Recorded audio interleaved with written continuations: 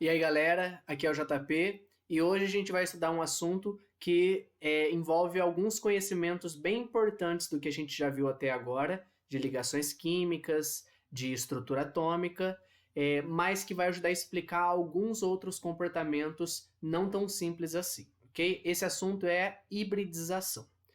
Para a gente entender um pouquinho, né, do que vai ser essa aula, o que é, por exemplo, um ser híbrido ou alguma coisa híbrida? Justamente quando eu tenho mistura ou fusão de duas coisas. Então, nada mais aqui quando eu falo de hibridização na química, quer dizer que eu vou fundir, que eu vou misturar duas coisas e aí vou ter uma única coisa como resultado disso, ok? No caso aqui, a gente vai estar falando da estrutura atômica. Bom, então, entendendo um pouquinho melhor o que é essa hibridização.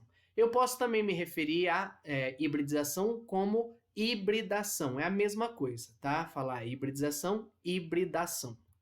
É a interpenetração, ou em palavras mais fáceis, fusão ou mistura de orbitais atômicos. O que são esses orbitais atômicos? Nós estudamos 4 orbitais, orbital S, P, D e F, ok? E aí, justamente, o orbital P tem 3 formas, orbital D 5, orbital F 7 formas. Lembrando um pouquinho lá do nosso estudo, lá dos modelos atômicos e tudo mais. Esse orbital atômico, o que é? Ele é a região de maior probabilidade para que eu encontre o meu elétron. Então, depois lá do modelo de Bohr, que falava que o elétron estaria orbitando o meu núcleo e tudo mais, e foi proposto por Schrödinger o meu orbital atômico, que é resultado de uma equação matemática. Então, nessas equações matemáticas, eu tenho regiões de alta probabilidade para encontrar o elétron. Então, quando eu desenho essas regiões, eu tenho esses formatos de orbitais atômicos, ok? E justamente quando eu fundir esses orbitais, né, misturá-los, eu vou ter a formação de orbitais híbridos. É isso que a gente vai estudar aqui. A hibridação de orbitais S, P e D, ok?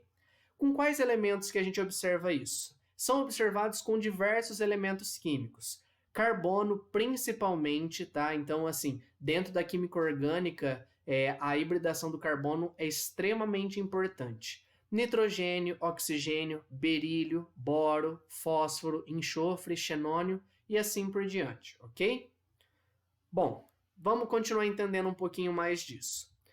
Quantos orbitais híbridos eu vou ter? Eu vou ter justamente a mesma quantidade de orbitais atômicos que eu vou mesclar. Então, por exemplo, se eu mesclo um orbital S e 2 orbitais P, no final eu vou ter 3 orbitais híbridos, porque eu usei 3 orbitais para formar. Então, o que eu usei no começo, eu uso no final. E por que a gente precisa entender essa hibridação? Justamente porque eu vou conseguir determinar a geometria das nuvens eletrônicas em torno desse átomo. Então, assim, se eu quero enxergar algo que na prática eu observo, eu preciso de uma teoria que me explique aquilo que eu estou observando.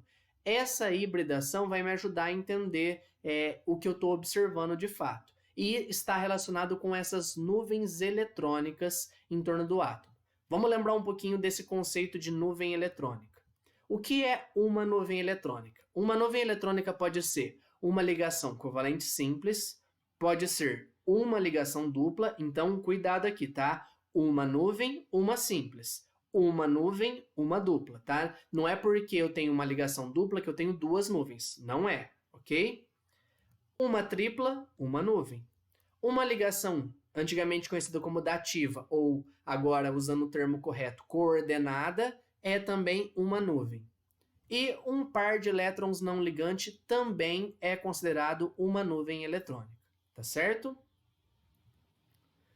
Bom, esses orbitais híbridos, eles vão, como eu disse, explicar para mim a forma da molécula que eu determino experimentalmente. Então, eu observo um certo comprimento de ligação e tudo mais, só que o que eu tenho no modelo teórico nem sempre vai corresponder àquilo da prática. E aí, justamente, essa teoria da hibridização dos orbitais vai conseguir me explicar o que eu observo, tá certo? E aí, essa hibridação vai ocorrer na seguinte sequência. Primeiro, um átomo vai receber energia do meio externo. Quando esse átomo receber energia, os elétrons mais externos, né, dos orbitais mais externos, por exemplo, da camada de valência, né, a camada mais externa, vão absorver essa energia. E quando eles absorverem, esses elétrons vão ser excitados, eles vão passar por um estado de maior energia. Então, ele tem pouca energia, ganha energia, passa para um estado mais energético.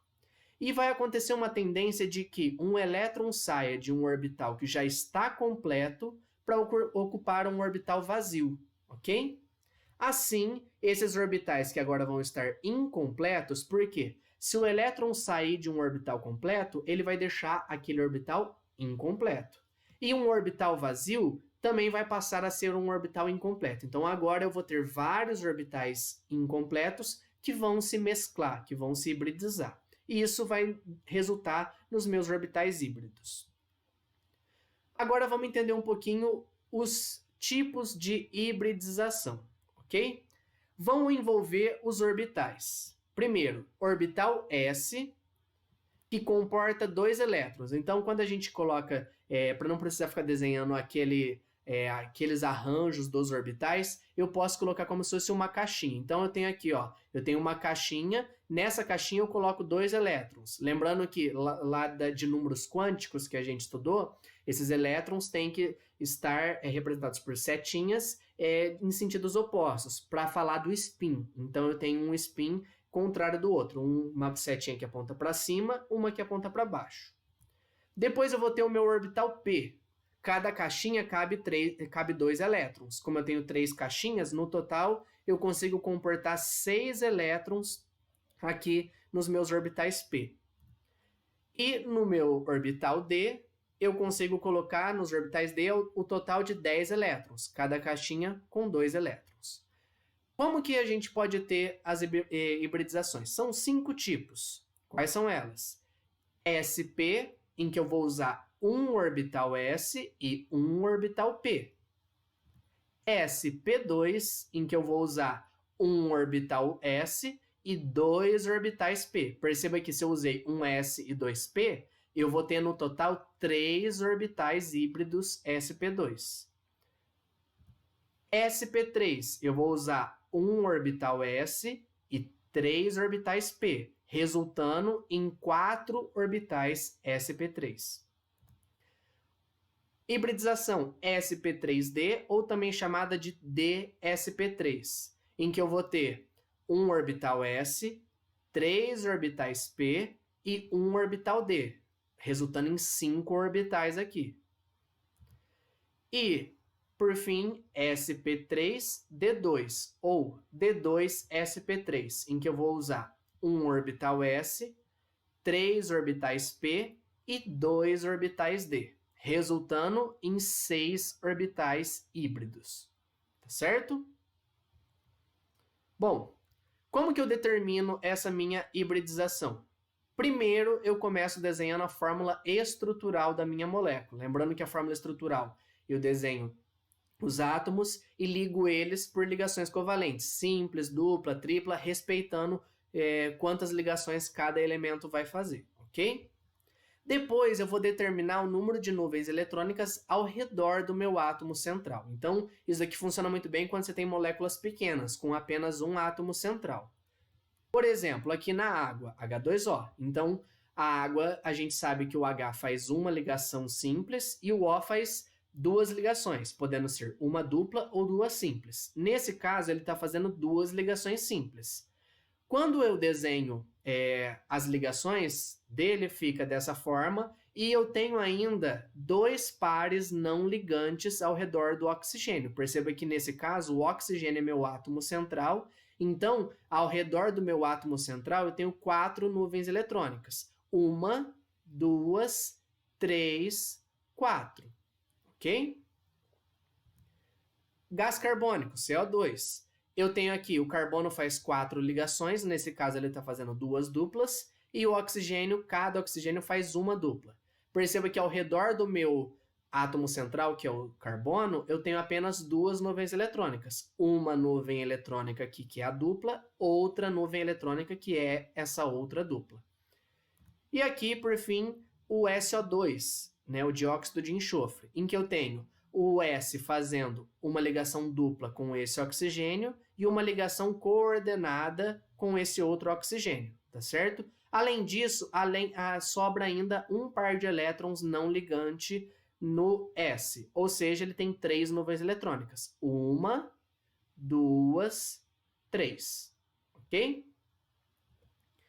Vale lembrar que se eu tiver uma molécula grande, eu não vou ter um único átomo central. Então, aí eu não vou determinar a geometria e hibridização, digamos assim, da molécula. Eu vou determinar de cada átomo. Por exemplo, numa cadeia carbônica. Então, se eu tenho vários carbonos ligados, eu vou determinando a geometria e a hibridização de cada um separadamente, ok? Bom, vamos lá. Aqui, essa tabela resume bem aí para a gente conseguir saber. Então, se eu contar 2 nuvens eletrônicas ao redor do meu átomo central, essa geometria das nuvens, tá? E não é geometria necessariamente da molécula, tá bom? É das nuvens. Qual que é a diferença de um para o outro? Nas nuvens eletrônicas, eu considero pares não ligantes. Na geometria da molécula, na hora que eu vou olhar a molécula, eu não considero esses pares não ligantes, tá? Então, cuidado com isso, ok? Então, vamos lá.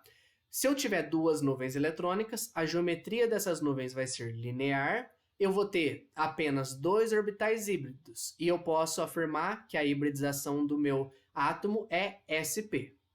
Se eu tiver 3 nuvens, a geometria vai ser trigonal plana, também chamado de triangular, dá na mesma, com 3 orbitais híbridos, sp2. Se eu tiver 4 nuvens eletrônicas, geometria das nuvens é tetraédrica, eu tenho 4 orbitais híbridos, geometria sp3, hibridização sp3. 5 nuvens, eu tenho geometria bipirâmide trigonal, com 5 orbitais híbridos, hibridização sp3d. E por fim, se eu tiver 6 nuvens, eu tenho uma geometria das nuvens octaédrica, com 6 orbitais híbridos, sp3d2. Contando aqui, ó, 1s, 3p, 2d. Deu exatamente aqui 6 orbitais, deu 6 nuvens. 1s, 3p, 1d. 5 orbitais híbridos, 5 nuvens. 1s, 3p, 4 híbridos, 4 nuvens. 1s, 2p, 3 nuvens, 3 híbridos. sp apenas, 2 orbitais híbridos, 2 nuvens eletrônicas, ok? Vamos ver aqui alguns exemplos. Então, eu vou aqui associar por esse código de cores. Então, primeiro exemplo, a molécula aqui de cloreto de berílio, BeCl2. Quando eu desenho essa molécula, eu sei que o Be faz uma ligação simples com o cloro e outra simples com esse outro cloro.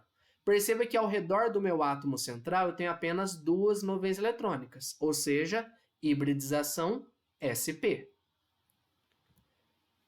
Trifluoreto de boro. Eu tenho aqui o boro fazendo 3 ligações simples com cada flúor, ok? E ao redor do boro eu tenho apenas 3 nuvens. 3 nuvens, orbital, hibridização sp2. Aqui, na água, eu tenho o oxigênio que está fazendo uma ligação simples com esse H, outra ligação simples com esse H. Sobram ainda 2 pares não ligantes. Então, ao redor dele, eu tenho 4 nuvens eletrônicas. Assim, a hibridização desse oxigênio é sp3, ok? Continuando. Tenho aqui o meu pentacloreto de fósforo. Eu tenho o P, que faz 5 ligações aqui. Faz uma ligação simples com cada cloro. Ao redor do P, eu tenho 5 nuvens eletrônicas. Hibridização sp3d. E, por fim, o hexafluoreto de enxofre. Tenho 6 ligações aqui, uma com cada flúor.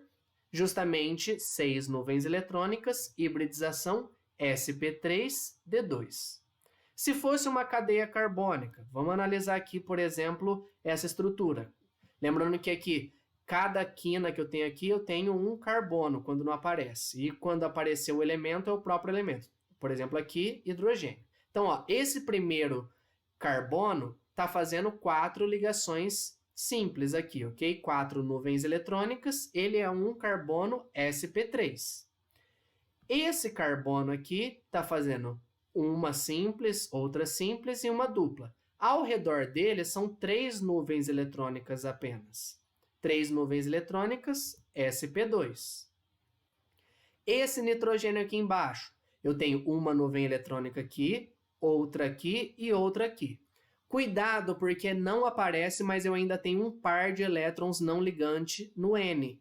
Então, ao redor dele não são apenas 3 nuvens. Do jeito que está aqui, são 4 nuvens eletrônicas. Ele é um nitrogênio sp3 também. Esse nitrogênio agora, eu tenho uma dupla, então aqui, ó, ele está fazendo 3 ligações, igual ele tem que fazer, mas além disso, eu tenho uma nuvem aqui, outra nuvem aqui, e eu tenho mais um par de elétrons não ligantes nele. Então, são 3 nuvens eletrônicas. Hibridização sp2. Aqui, esse carbono está fazendo uma simples aqui com o N, uma simples aqui, e não aparece, mas eu tenho 2 hidrogênios aqui. Então, são 4 nuvens eletrônicas, carbono sp3 também. Esse carbono, 2 nuvens aqui, né? Uma simples, e mais uma nuvem aqui com essa dupla. 3 nuvens, carbono sp2. Esse oxigênio, ele está fazendo uma dupla aqui, mas ele ainda tem 2 pares não ligantes. Então, eu tenho uma nuvem aqui, outra nuvem aqui e outra aqui. São 3 nuvens, hibridização sp2, ok? Esse carbono está fazendo 3 ligações simples aqui e tem mais uma com hidrogênio que não aparece. 4 nuvens, carbono sp3. Esse oxigênio faz uma simples aqui e uma simples aqui. Além disso, ele tem 2 pares, então somam 4 nuvens eletrônicas. Carbono sp3 também. Desculpa, oxigênio sp3 também. Agora, esse carbono aqui, ele tem apenas uma ligação aqui simples e uma tripla aqui. Significa o quê? 2 nuvens eletrônicas é um carbono sp. Esse outro nitrogênio aqui, ele tem uma nuvem aqui fazendo a tripla e mais um par de elétrons não ligante. Assim, é um nitrogênio sp também, ok? Então, por exemplo, se eu quero determinar a geometria, eu consigo determinar a geometria de cada um dos átomos dessa molécula aqui separadamente, porque cada um tem uma determinada hibridização, ok? A gente fecha a nossa primeira parte de hibridização e a gente continua daqui a pouco estudando tipos de ligações na química quântica, né, envolvendo essa parte de hibridização e também os gráficos das hibridizações. Até a próxima. Tchau, tchau.